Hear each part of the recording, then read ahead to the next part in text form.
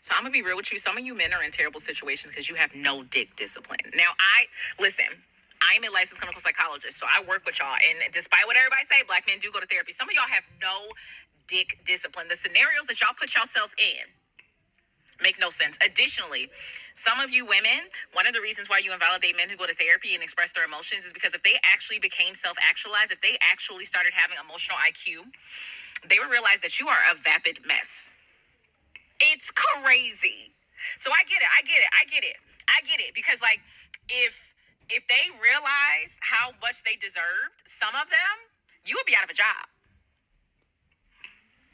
You would be out of a job. Some of the like literally walking men through scenarios and they're not realizing that they are being emotionally abused. This woman will ask about your day. She constantly telling you ain't about yourself, but she can you crack that back like a glow stick. Get some dick discipline. I've been telling y'all this. First of all, thank you, Dr. Martin, licensed clinical psychologist, because I'm a therapist, bro. I just got my master's. This woman is a doctor. She has a doctorate in this. When I be saying it, y'all be like, you just talking shit. Nah, you just giving me an excuse. No. For the men, it's much easier for a lot of y'all to fuck than it is to talk about you all's emotional disposition in relationships. That's the reason why when a lot of y'all don't get y'all emotional needs met in a relationship, y'all end up cheating. And actually, if you want me to keep it a full stack, if you want me to keep it 100, a number of black men value themselves based upon their sexual prowess and nothing else because they believe that they do not have access to anything else other than their sexual prowess, or they're utilizing this superimposed hypersexual conceptualization of black men in order to make themselves seem more masculine. Let's keep it going. Ladies, I asked this question on the Express Yourself Black Man podcast that just got released on YouTube. Shout out Kizzle. I asked, do we really want men to be emotionally intelligent or do we want them to be emotionally convenient? Let me lean into y'all real quick. A number of you all have internalized the patriarchal idea that masculinity is akin to the ability to be neglected, abused, and harmed without saying anything. This is the reason why when a number of men become emotionally self-actualized and they begin going back and forth with y'all start to call them sassy and zesty. I've said it before, I'm going to say it again. I don't give a damn how y'all feel about it. The reason why that topic comes up so frequently is because, once again, you all have internalized this idea that men do not deserve to take up emotional space that encroaches on your ability to have the most emotional space or monopolize the emotional space in a relationship, which, once again, is emotional manipulation. This is also the reason why I said a number of these folks on these podcasts are looking for people to perform roles instead of be whole people, which is the reason why they keep getting these fucked up situations. I'm looking for a woman who's going to be submissive and hold me down. No, you're looking for a woman who not going to say nothing about the bullshit that you're doing when you start doing bullshit and then just step back and say, it's because I'm a man. No. These men not as masculine as they used to be. No, they're telling you how it is that the weight of the patriarchy is impacting their mental, emotional, and physical health. All of the things that y'all have been asking for the past 30 years. And now all of a sudden when we finally start talking about it, it's a problem because once again, you are no longer able to monopolize the emotional space that you believe is inherent in femininity. All of these behavioral patterns come down from this idea that men are physical beings and women are emotional beings. This is the reason why so many men try to validate or try to justify cheating. This is also the reason why a number of women try to validate or try to justify emotional abuse. If her body count too high, meanwhile your body count over 80 motherfuckers and you say, it's because men are biologically, no, it's because you ain't got no dick discipline. These niggas want to be the bitches so bad. No, you have no concept or you have no recollection of emotional intelligence outside of what some hurt-ass woman has told you what femininity is supposed to be. Once again, Dr. Martin gives y'all disclaimers. She gives y'all warnings about when she gonna be explicit. I don't give a fuck. Y'all are out here moving stupid and then acting stupid when you end up in dumbass situations. So what's the solution to all this, Odie? Very simple. Fellas, stop engaging with women who have low emotional IQs and then blame it on her being a woman and you being a man. Ladies, stop engaging with niggas who y'all know lack sexual discipline and you think that you gonna be able to change the fact that he has no sexual discipline because, my coochie like water. It ain't enough water in the world to stop a motherfucker who always thirsty. So stop dealing with him at the outset and then go find you somebody who has some type of discipline about themselves, right? That's it. That's all. Love y'all. Bye. Do we really want men to be emotionally intelligent, or do we want them to be emotionally convenient? Bell Hooks identified that even in the most studied of feminist circles, when the conversation became about men taking up the emotional space, women began utilizing some of the same language that their counterparts in the patriarchy were using to describe emotional men. These men were identified as narcissistic, dramatic, and wanting to shift away from women's issues by taking up the space on the emotional stage. Oh, so do we really want men to be emotionally intelligent, or do we want them to be emotionally convenient? Do we really want to dismantle the patriarchy, or do we want benevolent patriarchs?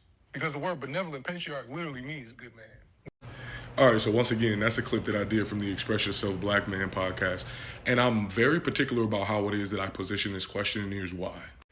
In my experience, and when I say in my experience, in my professional experience, and sometimes in my personal experience, a number of women will call for emotionally intelligent men, but that emotional intelligence is only appreciated up to the point where it's convenient. What I mean when I say convenient is that that man will make emotional space for the woman, but because that woman does not have a clear conceptualization or a clear archetype of an emotionally intelligent man, she is not able to provide or reciprocate that same space. In the example that I used in this particular podcast episode, y'all need to go check it out, it's on YouTube.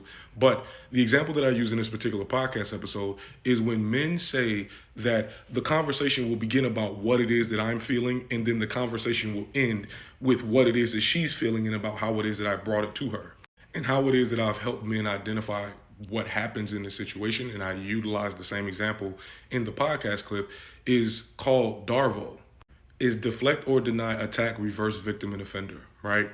And the reason why I believe this happens is because a number of people equate male anger to male violence. Or even more so, they believe that once this man becomes angry, he will not have the capacity to manage himself away from physical violence, and that's not always the case. So what happens in a situation if a man is upset or frustrated, the deflection or the denial comes from the woman in the form of, I don't like how you're saying what you're saying to me, or I don't like what you're saying. Now, I'm not saying that that's a wrong thing to say. I'm not saying that women cannot verbalize that this presentation is making them uncomfortable. What usually happens is that a number of women utilize this point in order to make the conversation about what it is that they feel instead of what it is that the man is bringing to them. So that's the deny or the deflect, right? The attack then follows up very quickly. And the attack usually comes in the form of a never or always. You're always being so mean to me. You never consider how it is that what it is that you're saying will hurt my feelings. Hurt my feelings, or you never consider how it is that it will hurt my feelings, is the reverse victim and offender. These things happen in such a quick sequence that the man does not have the opportunity to come back to the point of what it is that he originally brought to his partner. Now, what does this have to do with what Dr. Martin said in the original video? Once again, the word vapid means lacking substance, depth, or flavor. A number of women are not able to see that men are more than just angry, violent creatures. There is no emotional deviation from the binary of anger means violence. Or there are a number of women similar to men who have internalized this idea of naive stoicism, meaning that a man has to consistently be in control of his emotions all the time, which for a lot of us translates into non-emotionality, period. So in other words, when this man is upset, he cannot show visible signs of being upset. Otherwise, it becomes an attack. But once again, because we've been socialized to believe that women are the more emotional creatures, the availability to express emotion in potentially destructive ways is much larger. One example is, I want this man to be my rock. I want this man to be able to calm me down when I'm upset. Do you know how much emotional labor that takes? Do you know how much emotional capacity that takes? An emotionally intelligent man is able to communicate himself clearly, but is also able to assert boundaries when he is not being communicated with fairly. Once again, ladies, that whole genre of jokes of, if he started making too much sense, what we supposed to do? Some of the responses that y'all have to that question are extremely vapid. So once again, Odie, what is the solution to this? Very simple. Ladies, before you ask for an emotionally intelligent man, you need to check your internalized patriarchy. Because if emotional intelligence to you means stoicism, or if you believe that you are the emotional policewoman in that vicinity in order to evoke that emotional intelligence from him, you are behaving in a particularly harmful way. I need y'all to chill. So I'm on my way to the gym right now, and I'm going to come back to this point when I have my book available to me, because I think a lot of you all misunderstand what patriarchy is. That's one. Or two, you don't really give a damn about what patriarchy is because you just contextually frame it as women hating men. But I want to elaborate on this point a bit, because a number of black men do not want to look at things from an Afrocentric perspective because they're not African. So once again, my master's degree is in community psychology with a focus in Afrocentric theory. So very few of the theories that I utilize in order to formulate my points come from a Eurocentric perspective. To say that there is no patriarchy where black men is concerned skips over the psychological implications of consistently being under white patriarchy. And actually, if you want me to take it a step further, because y'all not gonna like what I'm about to say, a number of black men utilize traditional masculine ideology to construct their own ideology because it's easier than constructing their own ideology. So you just adopt white masculinity and paint it black. And of course, y'all are gonna fight this premise tooth and nail because y'all just don't want to accept the fact that white men taught you how to be men under the guise of getting beat to death. Or white men taught y'all how to be men under the guise of believing that behaving like a white man would get you closer to the proximity of white men and their power. But anywho, like I said, I'm going to come back to this point when I leave the gym and when I actually have my book that I'm able to break this down with. Because, as I said previously, you're saying that we should stop looking at it from the frame of the way that it is they're looking at it, but y'all are not using any other frame to look at it. So I'm going to provide you with one. So this book is called African Black Psychology in the American Context, an African-Centered Approach, right? Right here, African family and child rearing in America, African-centered and non-African-centered model. Non-Afrocentric, pure Eurocentric models of the African family. Normalcy referent. The European American family is used as the norm or the standard, and that norm or standard is male dominance, patriarchal or patrilineal, the nuclear structure of father, mother, and children offsprings. Patriarchy is not a group or cabal of men controlling women. Patriarchy is the internalized belief that you deserve, you should be equipped, or you should be appointed to a particular point of leadership simply because you're a man. That's European. Meanwhile, we have Afrocentric models of the African family, specifically within the Wade Nobles model. Role flexibility. Male and female roles are not fixed, but adapt to situational requirements. Patriarchy does not have to be an institutionalized thing amongst black men. It can be an internalized idea that creates environments that are patriarchal. And the number one way black men utilize the patriarchy in order to construct their self-concept or their psyche, the sentence, because I'm a man, therefore I'm supposed to, get y'all every single time. So what I'm going to say is controversial, but I'm thinking a lot about this. And the only thing I want to tell my sisters, women of color, my black women, is protect yourself. Protect yourself. I want you to build a safety net around your life. And what I mean is this. If you don't have any kids, don't have no kids. If you are not married, do not get married. If you are thinking about expanding your family, don't do it. If you are thinking about getting married or being in partnership with a man in any shape, form, or fashion, please be very careful and very selective about who you get involved with. Because when things go south in a relationship, 9 times out of 10, it is a woman who is left holding the bag. Patriarchy is a real thing, and the world is changing very quickly. I'm just going to talk about the United States. So as we know, the patriarchy is mostly ran by white men. And these white men prop their women up and provide a certain amount of protection to these women, right? Black men don't have a patriarchy. And most of them do not have substantial wealth individually or collectively to influence said patriarchy, right? So they are subjected to the whims of these men, right? And as a woman, not only are you subjected to patriarchy, but you also have to deal with sexism. So do not put yourself in a position where you will lose.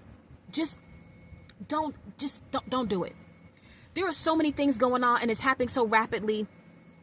And a lot of our men, and I'm not going to say all, because I know how it's not all men, but when men are talking about women, they don't say it's not all women. So I'm going to say men.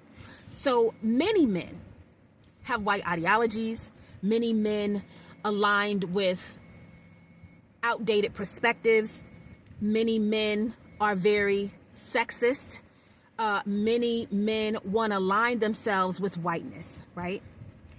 And that automatically is detrimental to you as a black woman. They're also enacting laws that our men can't even influence.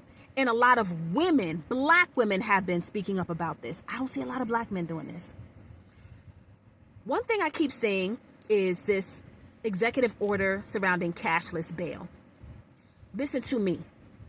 That is going to affect many people of color. Because we all know that crimes and tickets and infractions, most of the time, are just money grabs. It's a way to get money out of its citizens. But think about when money is no longer an option. You can't call your girlfriend. You can't call your big mama. You can't call your mama. Can't nobody help you with bail, because most of the time it's black women coming to these men defenses, putting up their houses, giving away their paychecks, putting out their cards, on all kinds of crazy stuff to get these men out of trouble. They don't really call their homeboys. They call their mama or their girlfriends or their sisters. Let's be honest about that. But cashless bail is becoming a thing. And as a person who may find themselves caught up in the system, because we know this disproportionately affects black men, now you can't get out. You can't help in the defense of your case. You can't research the law. You can't work. You can't do anything. So you're basically going to sit there until your trial date comes, right? And then on top of it, we have the state policing and the militarization that the government is doing in these major black cities. And I have not heard, seen, or been aware of any black men coming forth saying that how they can actually